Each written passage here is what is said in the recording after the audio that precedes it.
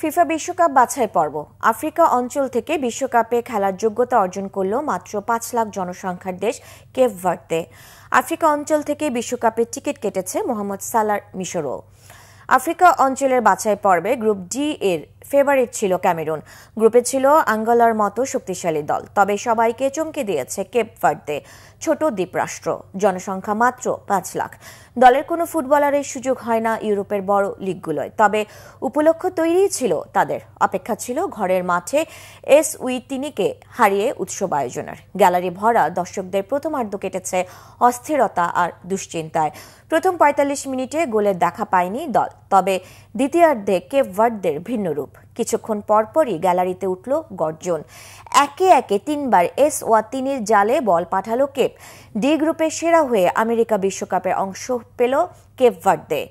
Africa অঞ্চলের বাছাইয়ে ৯ গ্রুপে শীর্ষ ৯ দল সরাসরি খেলবে বিশ্বকাপে।